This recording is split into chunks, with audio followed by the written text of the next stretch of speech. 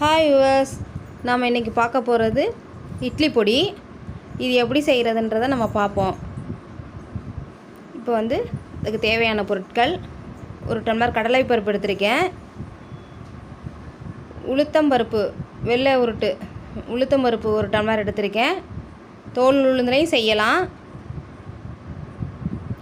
கருகப்புல்லை ஒரு புடி ஒரு கைப்பிடி அளவு எடுத்திருக்கேன், தேவைப்பட்டால் பயன்படுத்திக்கங்க, இல்லாட்டி கருவேப்பிலை தேவையில்லை, மிளகாய் ஒரு 15 மிளகாயிலேருந்து 10 மிளகாய், அதுவும் உங்களுக்கு உரப்பு தேவையான எடுத்துக்கோங்க, சிறிதளவு உப்பு, பெருங்காயத்தூள், கட்டி பெருங்காயமாக இருந்தால் அதை எண்ணெயில் போட்டு வறுத்து பொரிஞ்சதும் எடுத்து வச்சுக்கோங்க. இந்த கடலைப்பருப்பு உளுத்தம் பருப்புலாம் அரைக்கும் போது அதையும் நம்ம சேர்த்து போட்டு அரைச்சிக்கலாம். இப்போ மிளகாய் வத்தலை வறுக்கிறேன். தூள் பெருங்காயத்தையும் போட்டு இதில் வறுத்து எடுத்துக்கலாம். தூள் பெருங்காயம் இருந்தால் தூள் பெருங்காயத்தையும் நம்ம அந்த எண்ணெய் சட்டியில் போட்டு வறுத்து எடுத்து வச்சுக்கலாம். ஒன்றும் தப்பு கிடையாது. கட்டி பெருங்காயம் ஒன்றும் தேவையில்லை, பெருங்காயத்தூள் தேவை, அவ்வளோதான். முதல்ல மிளகாயை போட்டு எடுத்துக்கிறேன். ஏன்னா மிளகாய்க்கு கொஞ்சமாக லேசாக எண்ணெய் ஊற்றிக்கணும்.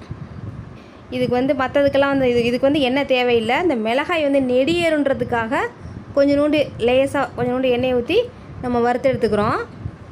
இப்போ அடுத்து நம்ம கருவேப்பிலையை போட்டுக்கிறோம். கருவேப்பிலையை போட்டு வறுத்து எடுத்துக்கிறோம். நல்லா பாருங்கள், நல்லா கலர் ஒரு மாதிரி முறுன்னு ஆயிரும். அது மாதிரி இது சில பேர் வீட்டில் கருவேப்பிலை காஞ்சி போயிடும். அதை நீங்கள் என்ன பண்ணுறீங்கன்னா, பாக்கெட்டில் அலசி நீங்கள் வச்சுருப்பீங்க, அது காஞ்சி போயிடும். அந்த காஞ்சதை எடுத்து நிழலில் உலர்த்தி வச்சுட்டு திருப்பி இதை நீங்கள் வறுத்து வச்சுக்கிட்டிங்கன்னா அதையும் பயன்படுத்திக்கலாம். அது இன்னும் ஈஸியாக இருக்கும். இப்போ இது நான் இப்போயே பறித்து இது செய்யணுன்றதுக்காக இப்போயே பறித்து இப்போயே வறுக்கிறேன். இப்போ உளுத்தம்பருப்பு போடுறேன். நல்ல வாசமாக வரும். உளுந்து வறுக்க வறுக்க வாசமாக வரும். அந்த வாசம் நல்லாயிருக்கும். கண்டிப்பாக இந்த உளுந்தை வறுக்கும் போதே நிறைய பேர் நினைப்பாங்க, இவங்க வீட்டில் இது மாதிரி இட்லி பொடி தயார் பண்ணுறாங்க, உளுந்தில் இட்லி பொடி தயார் பண்ணுறாங்கன்றது எல்லாருக்குமே தெரியும். அந்த அளவுக்கு வாசிக்கும். 2-3 வீடு எப்படியும் வாசனை வந்துடும். அந்த அளவுக்கு வாசிக்கும் உளுந்தை வறுக்கும் போது. நல்லா கொஞ்சம் பாருங்கள், கலர் சேஞ்ச் ஆகுது. இந்த வெள்ளை அப்படியே மாறி கொஞ்சம் கலர் சேஞ்ச் ஆகும்போது இதை நம்ம இறக்கிடலாம். நமக்கே தெரியும், வறுபட்டுருச்சுன்ற அளவு தெரியும். அப்போ நம்ம இறக்கிடலாம். இறக்கியாச்சு. சரியாக வறுபடலைன்னா ஒன்றும் பிரச்சனை இல்லை. நல்லா மிக்சியில் கொடுத்து அரைச்சி, அதாவது ஆயிருக்கும். நல்லா வறுத்தனா தான் இதை அரைக்கணும். அப்படி ஒரு மாதிரி குறன்னு சில பேர் செய்ய தெரியாமல் சில பேருக்கு செய்ய தெரியாது. ஆரம்பத்தை எனக்குமே செய்ய தெரியாது. கொஞ்சம் கொஞ்சமாக தான் நானும் கற்றுக்கிட்டேன். இப்போ கடலைப்பருப்பு போட்டு வறுக்கிறோம். அதோடய சேர்த்து இந்த பாருங்கள், தூள் பெருங்காயத்தூளையும் நான் வறுக்கிறேன்.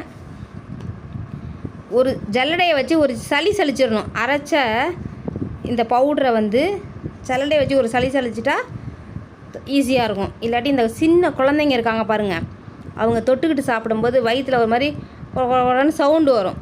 அது இந்த மாதிரி குறன்னு இந்த பொடி சாப்பிட்றவங்களுக்கு அப்படி பண்ணணும். இந்த மாதிரி குறன்னு ஒரு மாதிரி திட்டா ஒரு மாதிரி குறன்னு இருக்கிற பொடியை நம்ம சாப்பிட்டோம்னா வயிற்றில் ஒரு சத்தம் வரும்பாங்க, வயிறு பொறுமுறதும்பாங்க. அதை தேவையான அளவு உப்பு சேர்க்க போகிறேன். உப்பு சேர்த்தாச்சு. மிக்சியில் இதை நான் உடச்சிக்கிறேன்.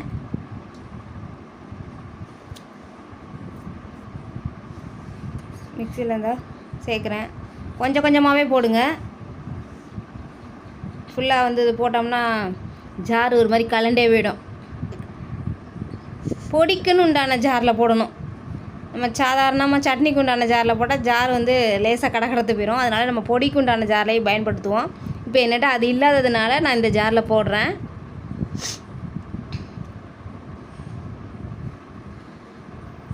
ஒரு 2 நிமிஷம் கண்டிப்பாக அரைப்படணும்.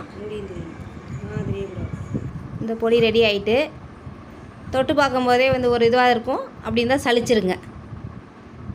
அருமையான பொடி தேவைப்பேன்மை. ஏதாவது பயணம் போகிறோன்னு வச்சுக்கோங்களேன், ஊருக்கு பயணம் போகிறோன்னு வச்சுக்கோங்களேன், வீட்டில் இருக்கிற ஆம்பளைங்களுக்கு இது கொஞ்சம் ஈஸியாக இருக்கும். அப்போ இந்த பொடியெல்லாம் நம்ம செஞ்சு வச்சுட்டு போகிறது அவங்களுக்கு கொஞ்சம் நல்லாயிருக்கும். மாவை மட்டும் அரைச்சி வச்சுட்டு போனோம்னா தொட்டுக்கிறதுக்கு போய் இப்போ கடையில் போய் பொடியை வாங்கிட்டு இருப்பாங்க.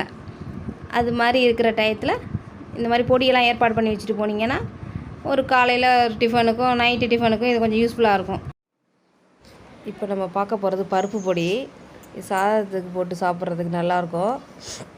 குறிப்பாக வத்த குழம்பு புளிக்குழம்பு வைக்கிற அன்றைக்கி இது தேவைப்படும்.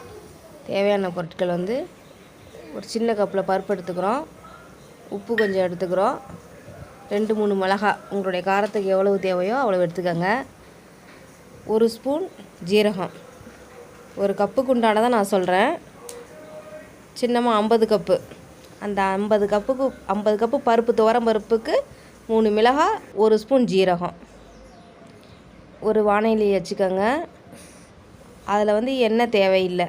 இது வந்து எண்ணெய் ஊற்றாமல் நம்ம வந்து இதை அப்படியே வறுத்துக்கணும். வெறும் சட்டியில் இதை வறுத்து எடுத்துக்கணும்.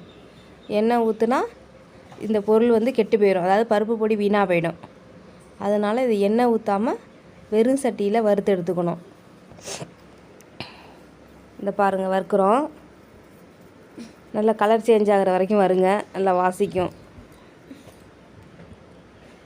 இப்போ வந்து இது வந்து நல்லா சாதத்தில் நல்லா நெய் போட்டு பச்சை குழந்தைங்களுக்கு ஊட்டலாம், பருப்பு பொடி ஊட்டலாம்.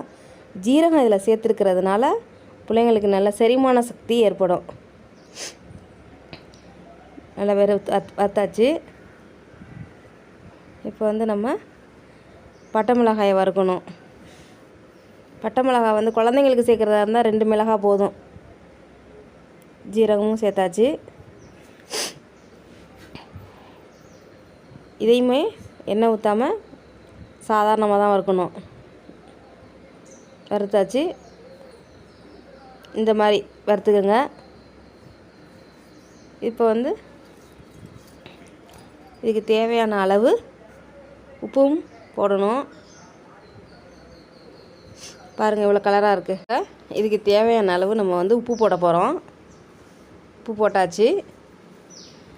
இந்த மிக்சியில் போட்டு நல்லா பவுட்ரு பண்ணிக்கணும். நல்லா நைஸாக அரைச்சிக்கோங்க. இதை வந்து நம்ம ஒரு வாரத்துக்கு வச்சுக்கலாம், நல்லாயிருக்கும். துவையல் பருப்பு துவையல் அரைப்போம் எப்போதுமே. வத்த குழம்பு புளிக்குழம்பு வைக்கும்போது பருப்பு துவையல் அரைப்போம். அதே மாதிரி தான், அதே டேஸ்ட்டு தான் இது. இது வந்து பருப்பு பொடி. அதில் வந்து துவையலில் வந்து நம்ம இதில் வந்து எக்ஸ்ட்ரா தேங்காய் தான் சேர்க்க போகிறோம். பச்சையாக தேங்காய் சேர்க்க போகிறோம், தண்ணி ஊற்றி அரைக்க போகிறோம். இதில் வந்து தேங்காய் சேர்க்காமல் செய்கிற இது பருப்பு பொடி, அவ்வளோதான்.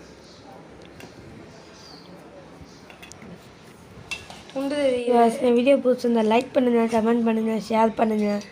மறக்காமல் கீழே இருக்க சப்ஸ்கிரைப் பண்ண கிளிக் பண்ணி பக்கத்தில் இருக்க பெல் ஐக்கான் கிளிக் பண்ணி ஆல் வச்சுருங்க. செம்ம டேஸ்ட்டாக இருந்து பருப்பு பொடி செஞ்சு பார்த்து எப்படி இருக்குன்னு கமெண்ட்டில் சொல்லுங்கள்.